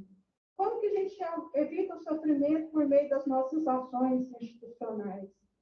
Como lidamos com a palavra da vítima, com a palavra do autor? Somos machistas, institucionalmente? Somos racistas? Somos... O que interfere nas nossas decisões profissionais ao lidarmos com a violência sexual? Aí, juízes, promotores, delegados e advogados querem que a psicóloga descubra a verdade dos fatos e da criança e da família sobre a violência sexual. A pergunta deles é assim, foi ou não foi? Teve ou não teve abuso? Conta aí para mim, psicóloga. Faz uma avaliação, aplica um teste, conta para mim se teve ou não teve. E aí eu pergunto para os psicólogos, nós temos possibilidade de oferecer essa resposta? Existe um teste de personalidade que diga que a pessoa avaliada é uma vítima de violência sexual e é um autor de violência sexual? O que nós vamos avaliar, gente, na psicologia jurídica? O fenômeno psicológico, intrapsíquico e familiar e relacional. Nós vamos avaliar isso, escrever isso num documento e oferecer para a justiça. A gente vai oferecer essa análise das relações, né, das relações familiares, das relações desse sujeito, mas a violência sexual ela não é um quadro psicológico. A violência sexual é um fato. Ela não é um quadro psicológico. Então, o que você vai avaliar, como você vai avaliar e como você vai comunicar o que você avaliou ao operador do direito. Bom, Denise Oliveira, que é uma autora de 2015, ela fez uma análise dos laudos produzidos por psicólogos no contexto jurídico. E ela relatou o caso de uma psicóloga que substituiu. A psicóloga decidiu, ela tomou o lugar do juiz e decidiu que existia uma acusação de falso abuso sexual e substituiu isso por alienação parental. Ai, nossa, isso aqui já dava mais uma mesa. Esse aqui dava outra mesa. Essa história da alienação parental é cansativa. Essa mesma autora, essa mesma pesquisadora, ela descobriu que nas várias criminais, nas várias de família, desculpa, os laudos são muito mais inquisitoriais e conclusivos, com tendência a colocar o abuso sexual em dúvida, com maior possibilidade das falsas acusações e alienação parental. Já nas varas criminais, a tendência é confirmar a acusação de abuso sexual, deixando de colocar dúvida nos relatos das crianças e mães denunciadas. Aí tem o debate das falsas memórias, que a gente nem entrou aqui, que é assim, é um conceito que foi apropriado sem fortes evidências científicas de como isso se aplica aos casos de violência sexual. Porque uma coisa é você falar que as falsas memórias existem, que a nossa memória é cheia de processos. Agora, como que isso entra dentro da história da violência sexual? Nós não temos literatura consistente para nos explicar isso. Só que isso tomou uma força na psicologia jurídica, que é assim, vai fazer avaliação de abuso sexual. Se o psicólogo achar que não é, então, ou é alienação parental ou é implantação de falsas memórias. E isso tudo vai trazendo para as mulheres, para as crianças e adolescentes, a desproteção. A desproteção. Deixa eu ver aqui o que eu vou escolher.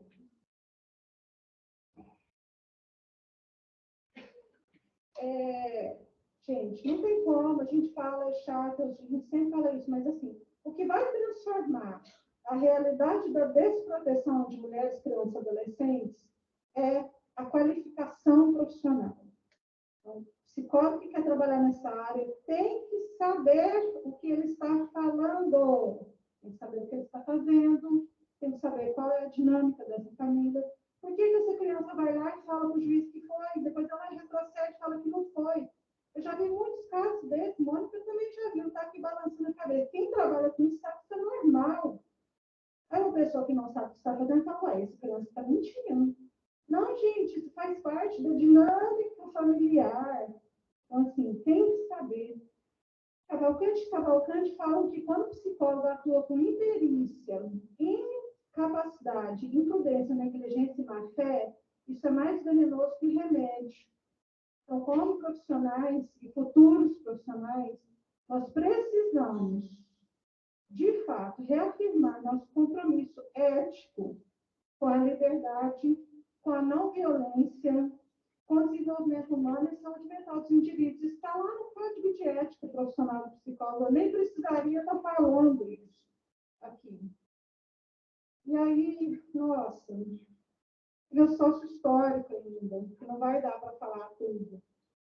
Mas nós somos uma sociedade que coletivamente tem sistematicamente, ao longo da nossa história até hoje, autorizado as próprias violências sexuais de acontecer. Como? Por meio da culpabilização das vítimas, do machismo, do racismo, do sexismo, né?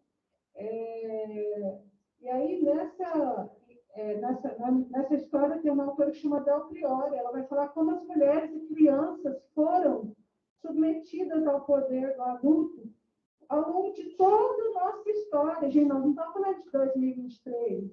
Nós estamos falando do Brasil colônia. Desde o Brasil colônia até hoje, claro, a gente está melhorando, mas a gente tem que caminhar muito. O Brasil é o quinto país do mundo que mais mata mulheres. Goiás é o segundo ou terceiro do Brasil. Aí a gente teria várias questões. Meninos que são abusados por homens, meninos que são abusados por mulheres, e como que isso vai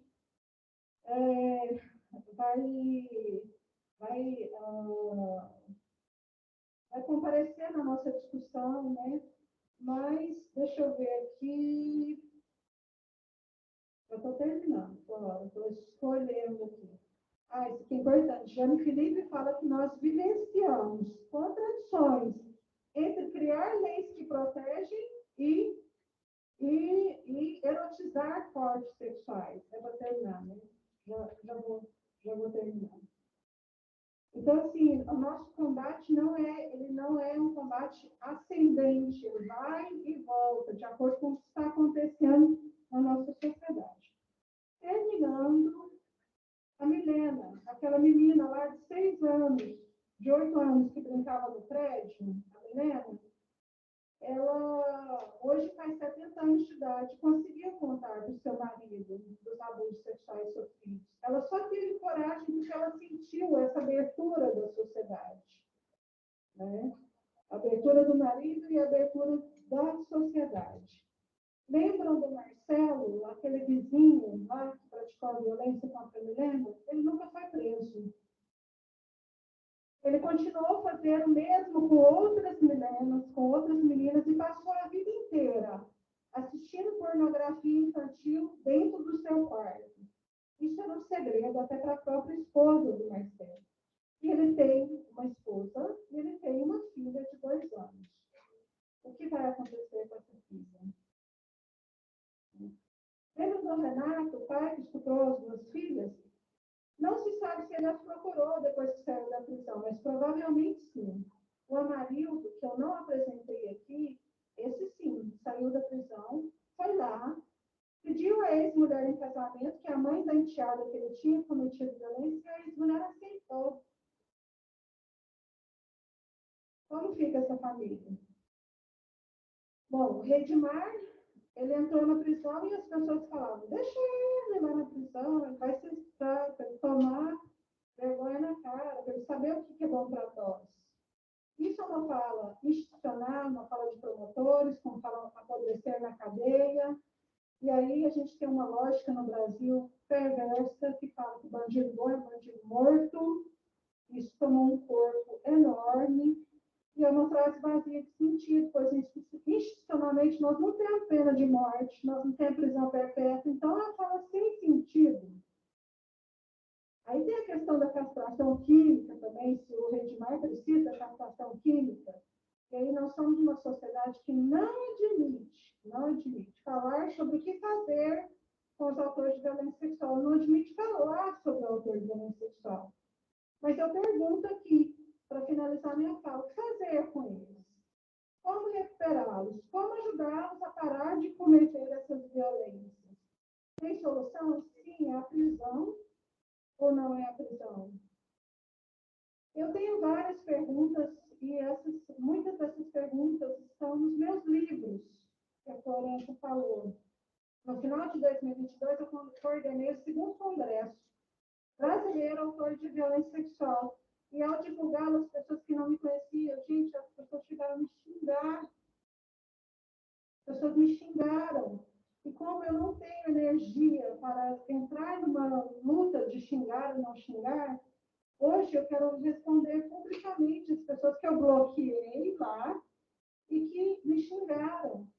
Vou responder publicamente com uma citação de um teórico que se chama Adorno, e é com ele que eu vou finalizar essa palestra. Ele diz o seguinte: o perigo de que tudo aconteça de novo está em que não se admite o contato com a questão, rejeitando até mesmo quem apenas a menciona, como se ao fazê-lo sem rodeios, esse se tornasse o responsável e não os verdadeiros culpados. Muito obrigada.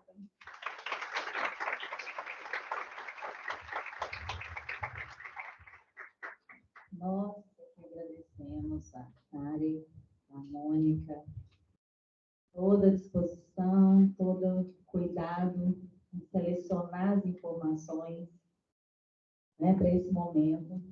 E eu queria falar aqui rapidamente alguns pontinhos que me tocam nisso tudo, e depois a gente vai abrir para algumas perguntas, para a gente avançar nesse segundo momento.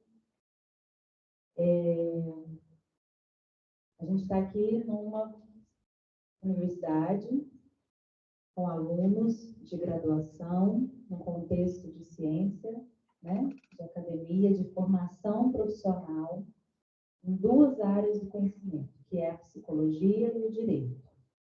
Queria saber, quem é do curso de psicologia, levanta a mão nessa sala, por favor. Obrigada. Quem é do curso de direito, levanta a mão, por favor. Hoje nós não temos, então, aqui. Temos futuros psicólogos. Talvez na outra sala, é verdade.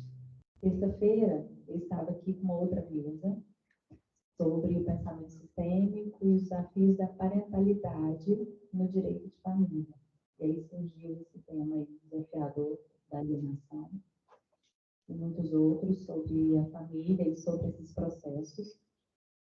E tínhamos ali mais alunos também. Mas o que eu quero dizer é que, nesse contexto que nós estamos, esse tema ele é tão importante, primeiro, para o nosso lugar de cidadão, de pessoa que vive em sociedade, né?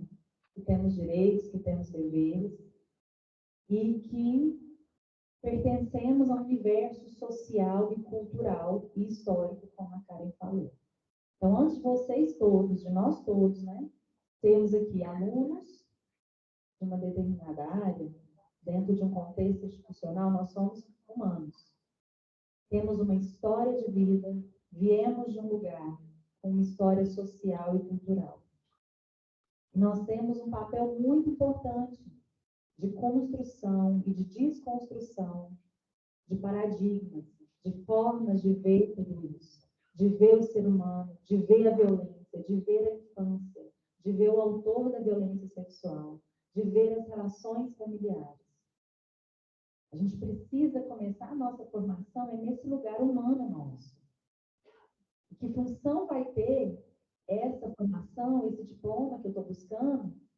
Que função vai ter esse lugar meu lá na frente depois? Nesse mundo e nessa sociedade na qual nós estamos inseridos. Então, tudo começa, na verdade, na construção desse olhar, na construção dessa postura diante do mundo. A criança que está dentro da minha casa, com o meu vizinho, com os meus amigos, né? Com as nossas conversas na mesa do bar, junto com os nossos colegas. Começa nessa construção. E o poder que muitas vezes a ciência propõe nos dar, né? Eu vejo que não é um poder, mas é uma linguagem, é um lugar, né? De construção também, é muito importante. Por isso, é tão importante essa formação coerente, ética, né? Com o humano, com as leis, com a ciência, com o que é construído de forma ao longo de anos. Né? Essa trajetória que a Karen tem é uma trajetória, assim, muito séria, né? E legitima todos os questionamentos dela e a postura dela de afirmar algumas afirmações. E é esse lugar que a gente precisa buscar. Tá? Vocês não estão aqui só procurando um lugar para ter um diploma. Repensem essa motivação, talvez, por essa. Né? Porque esse tema que nós trazemos aqui envolve, talvez, 70% das disciplinas do curso de psicologia. Envolve avaliação psicológica, envolve todas as abordagens clínicas, envolve desenvolvimento infantil, psicopatologia, ciclo vital, psicologia jurídica, psicologia hospitalar, psicologia da saúde, psicologia educacional, psicologia social comunitária. Esse tema nosso envolve todas essas disciplinas e muitas outras que eu nem me lembro da grade completa. Né? Personalidade, todas as personalidade 1, personalidade 2, né? Envolve várias outras áreas que não pertencem à nossa área, mas dialogam com a nossa área. A gente tem que aprender a dialogar com essas áreas, como a área do direito, como as leis, eu preciso conhecer de lei, como a área da saúde, porque eu preciso conhecer essa rede de proteção que a Mônica falou tão bem, que vai ter um médico, que vai ter uma enfermeira que vai acolher essa criança no CAIS, que depois vai ser acolhida no CREAS, que é uma unidade da assistência social. Existem várias políticas da assistência social, diferentes tipos de unidades de atendimento. E aí tem a justiça, que não é só lá na frente o processo, é a escuta especializada que a Mônica falou. Ainda na assistência, lá o conselho tutelar, a delegacia. Tem o contexto da responsabilização do autor dessa violência, os agentes prisionais. Então, assim, gente, Na verdade, por isso que é tão importante, antes de tudo, a gente olhar para o humano, para o sujeito, e para todas essas nuances que é da vida em sociedade. Né? Então, eu queria, para finalizar, só dizer assim, da importância desse tema, né? O quanto é desafiador, mas de tantos lugares que a gente pode falar e fazer alguma coisa.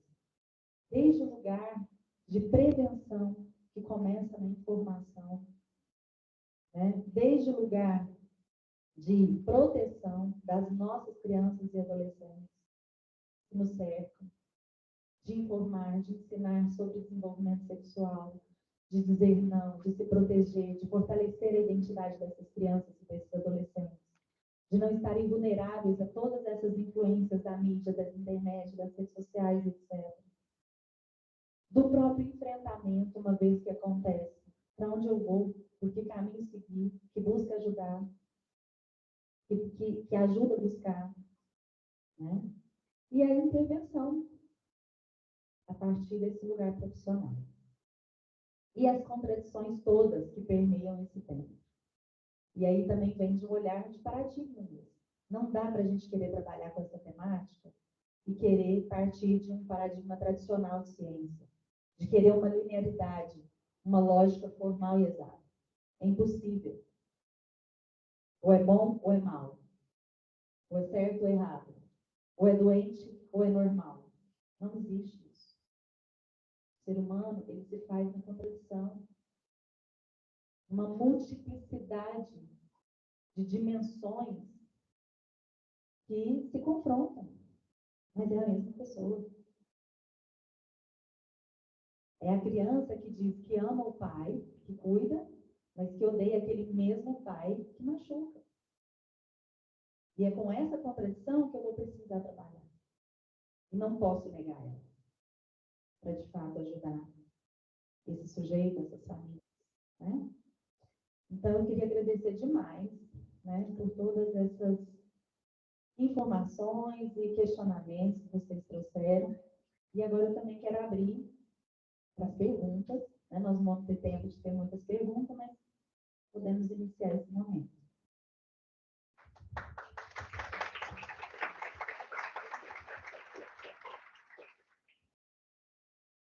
Alguém aqui nessa sala tem alguma pergunta?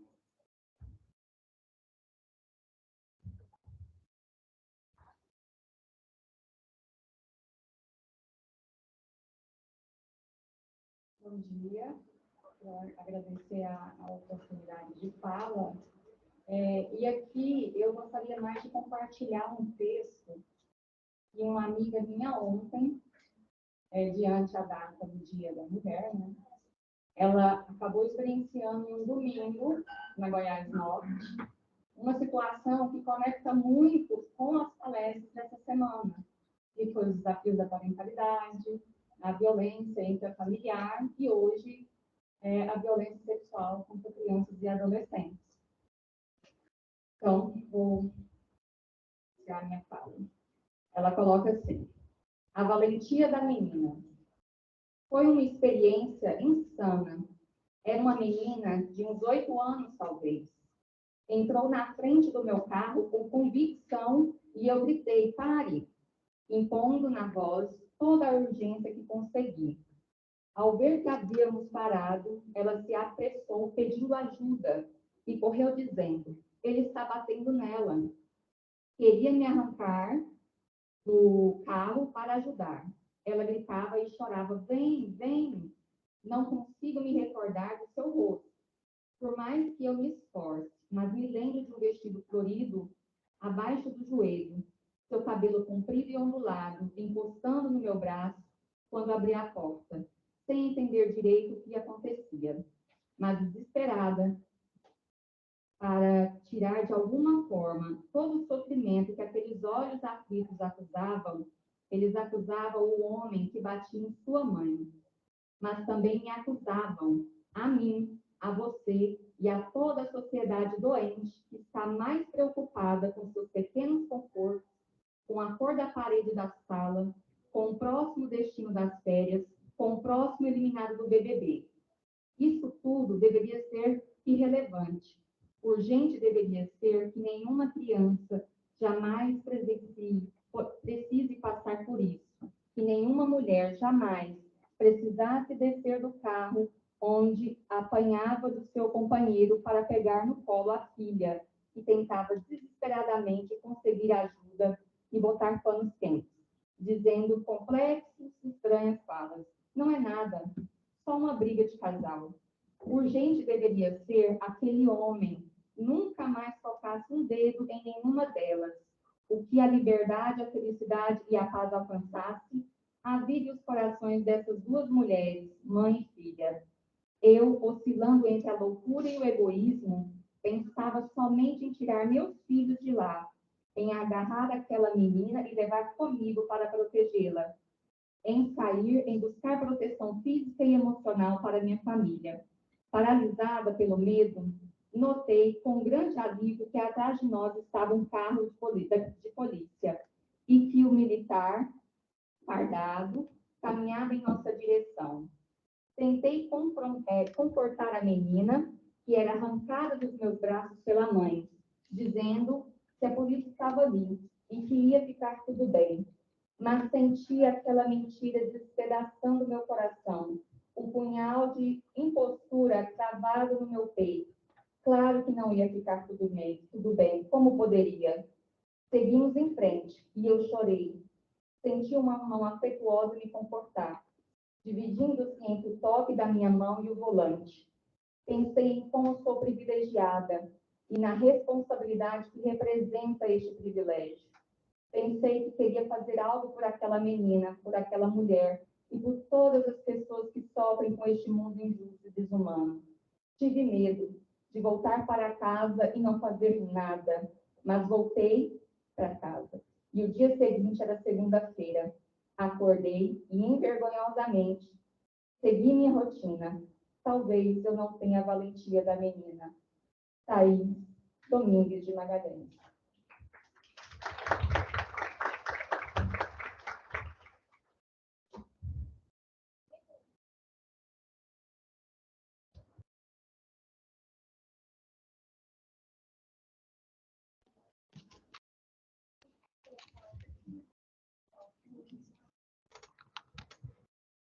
Primeiramente, bom dia.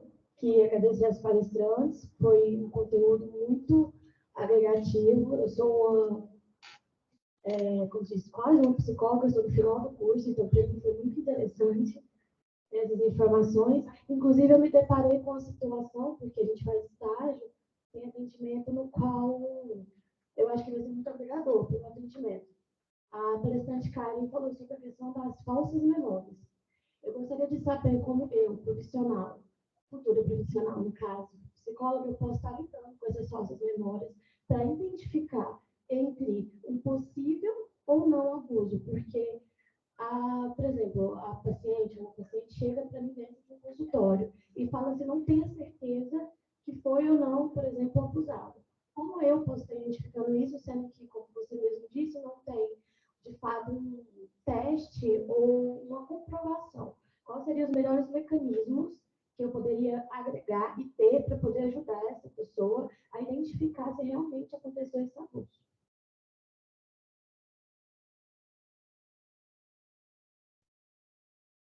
Tem uma pergunta do chat, e aí vamos fazer essa primeira rodada, porque nossos palestrantes também têm um tempo, então a gente pega esses 3 momentos, elas falam, e aí a gente vê se pode ter mais perguntas.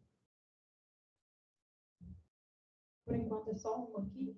A Thaís Coelho está perguntando. A mãe em sua convivência intrafamiliar, que é permissiva com a violência sexual do pai, pratica crime, e quais as consequências?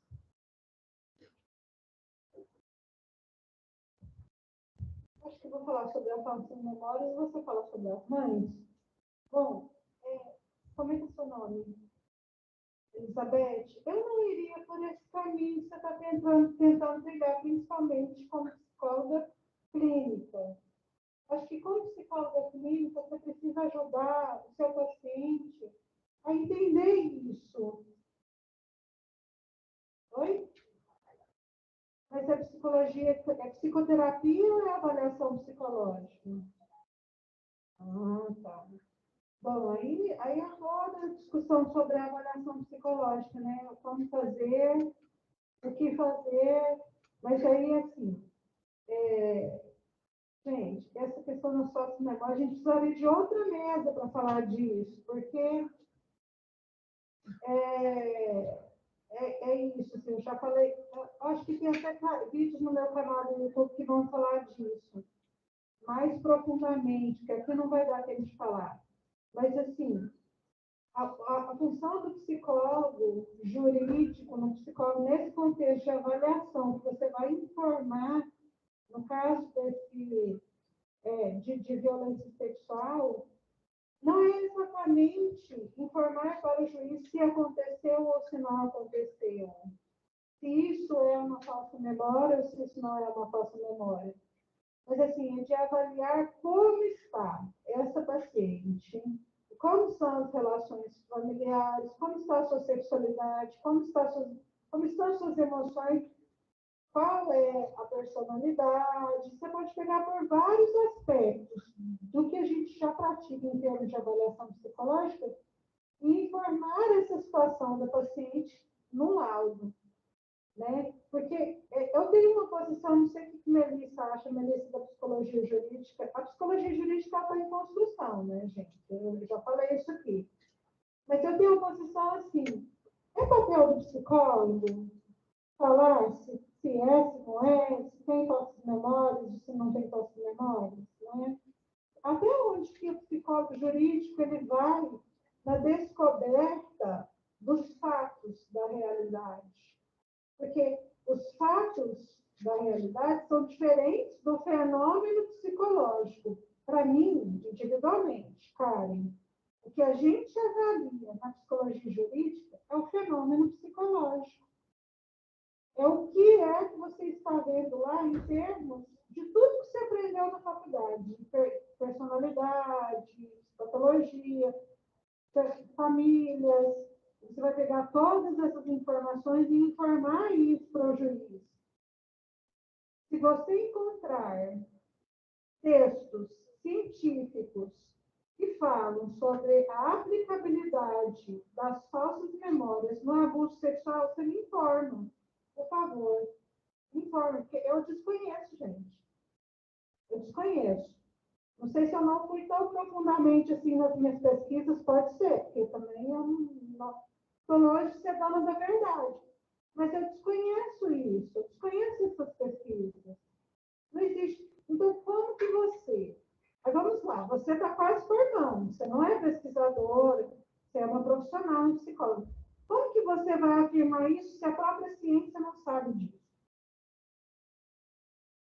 Então, é isso que eu estou querendo trazer para sua reflexão. A cautela que a gente tem que ter com alguns lugares que, às vezes, o próprio judiciário nos coloca nesse lugar. Fala aí, psicóloga, se teve ou não teve. É ou não é, Melissa? Você que é psicóloga jurídica há muitos anos, Florença. É assim que eles querem. Eles querem que o psicólogo descubra, porque aí vai falar, a psicóloga falou que tem, então pronto. Então, eu posso condenar esse cara. Se a psicóloga falou que teve abuso, então, saia desse lugar, pelo amor de Deus, gente. Você e todo mundo que está aqui, saiam deste lugar. Olha, Vou complicar mais um pouquinho. Falsa memória. Mas se eu introjetei para mim uma verdade, ei, colocar na minha cabeça isso pequenininha, se eu fizer um teste com Oxalá, às vezes vai dar, o que aconteceu. E aí, o que eu faço? Só para dizer que, às vezes, a justiça, né, as leis não dão conta da complexidade do ser humano. E aí a gente tem que escolher de que lado que a gente está. Vai servir a quem? Né? Qual que é o nosso papel? E é a mesma coisa com relação às mães. Ah, ela é conivente? Ela fez junto? Né? Então, vamos punir essa mãe, porque a sociedade faz isso, né? Pune a família e, preferencialmente, a mãe por tudo que dá errado na família, com as crianças. Então, agora, a mãe, eu não entendi direito a pergunta. Assim, tem várias mães. Tem mãe que é conivente? Tem. No caso, esse Câncer de Cicatriz é um filme legal de se ver, né? Sobre abuso sexual, um dos depoimentos mais pesados deles, que é o último, a mãe, né, quando era um padrasto, quando ele acaba revelando o abuso sexual, a mãe culpabiliza a menina e eles começam a fazer uma homenagem a atuar, né? A mãe fala, agora é minha vez também, então a mãe começa a abusar sexualmente dessa menina e mais o filho desse cara, né? Ficam os 4. Então, assim, tem mães que abusam sexualmente junto com o parceiro, tem mães que não veem, tem mães que veem e não dão conta de enfrentar, e tem mães que literalmente não veem. Assim, claro que tem um processo inconsciente de negação, eu não consigo enfrentar essa realidade, meu mestrado foi em cima disso, eu não consigo enfrentar, então eu não vejo. Né? E conscientemente elas não viram mesmo. Quando alguém foi lá e contou, essas mulheres partiram na defesa dessas suas filhas, né, na situação de abuso sexual prolongado. Então, eu enquanto psicólogo, mesmo eu enquanto advogado, qual que é o meu papel? É proteger quem? Né? Então, a gente tem que proteger a sociedade de uma convivência mais saudável. Então, a ideia é escutar esse sujeito e ver com ele para onde que a gente vai. Onde que eu vou fazer com isso? Então, assim, o que eu quero com essa mãe? E um dos desafios hoje, gente, assim, é a gente se qualificar mesmo. Né? Eu estou no interior, tem muitos profissionais que não sabem o que é fazer o atendimento psicossocial lá no CREAS com família em situação de violência sexual. É muito comum a gente culpabilizar a família, na assistência social faz isso, essa família é desestruturada. Ops! Tá, que seja. A família não teve ali condições para crescer saudavelmente. É responsabilidade do poder público ajudar essa família a cuidar da própria criança. Então, nós vamos tirar as crianças de casa? A ciência já mostrou que o abrigamento de criança e adolescente é extremamente prejudicial. Então, a gente tem que complexificar mesmo, olhar toda a situação e ver qual a melhor alternativa de atendimento para a família como um todo. Não é só para a criança, para o adolescente, é para a família como um todo.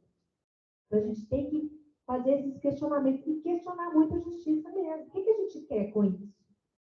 Qual que é o sentido de condenar um sujeito autor de violência sexual? Não é que não tem que condenar, não. A gente tem que condenar, sim. Mas como que eu vou condenar para ele se responsabilizar efetivamente pelo que ele fez? E o que a gente quer no final? Que isso não se repita. A gente quer que não se repita. A gente quer que aquela mãe que não conseguiu proteger naquele momento, que ela aprenda a proteger. Aquela criança que não conseguiu falar não, uma hora ela vai poder começar a conseguir falar não. Se a gente mudar essa relação de tanta hierarquia, hoje já tem algumas crianças que conseguem dizer não. É lá que a gente tem que alcançar. Então, a gente tem que pensar nisso, né? E como não repetir essa situação.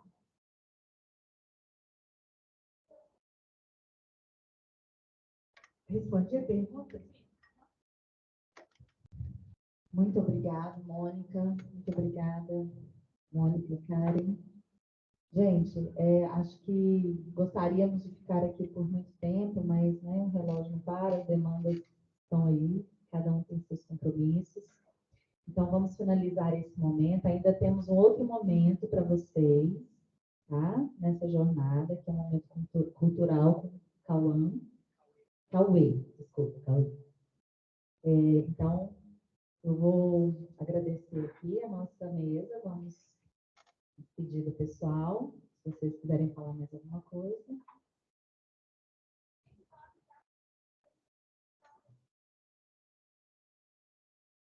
Pessoal, duas coisas. Depois de tudo isso que a gente conversou, a única coisa que vai nos... Opa! Eu tenho clara certeza de que a única coisa que vai nos tirar desse buraco escuro chama-se prevenção de abuso sexual. Prevenção para as meninas e prevenção para os meninos. Eu tenho aqui, tem um código aqui. Quem quiser entrar em contato comigo, eu tenho várias listas com conteúdos que eu vou informando, eu vou fazendo conteúdo, eu publico um vídeo no canal, eu informo, eu vou fazer uma palestra, eu informo. Quem quiser, copie o código aqui, ou entre em contato, por favor, no e-mail, fale com a DRA, Karen Wesley. Tá bom? Obrigada. Maravilha. Muito obrigada. Mônica, Karen, palmas.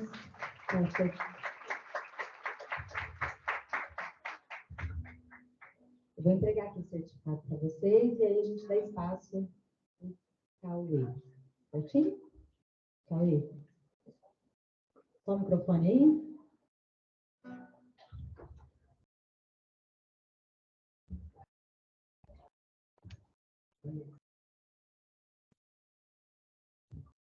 Bom dia, gente. Tudo bem com vocês? Nós preparamos essa música em específico por conta das discussões que nós temos sobre a mulher, a questão cultural, e também como uma forma de homenagem por onde ter sido o Dia das Mulheres.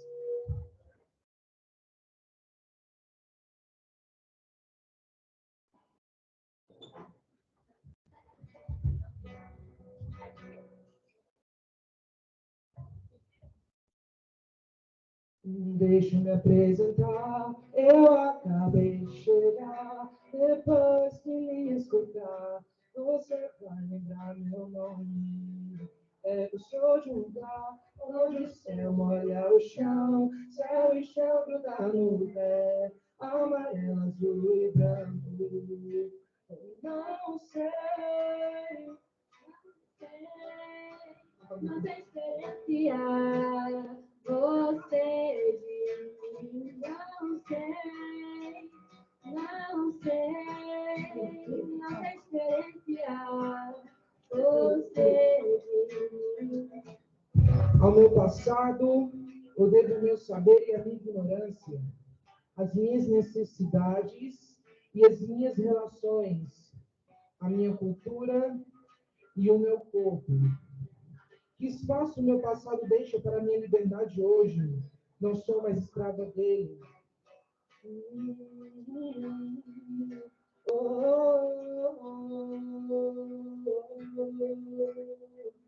Eu vim para te mostrar o tanto que eu tenho guardado. O peito tá escancarado e não tem medo, não.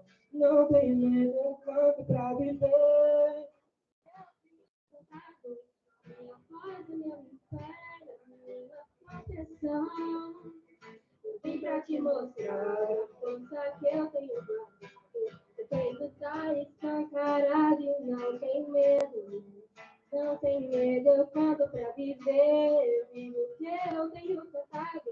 A minha voz, o meu mistério, a minha proteção. Mas eu canto por Mas meu corpo não. coração de fogo em meu coração. Meu caminho é tudo, mas meu povo não. E norte é minha seta, meu povo minha raiz. E quando eu canto com, Eu grito com, eu canto a minha história. Para, pa, pa.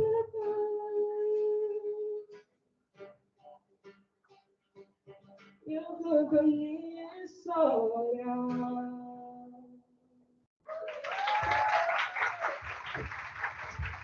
Foi uma improvisação aqui, mas até que saiu, gente, é isso.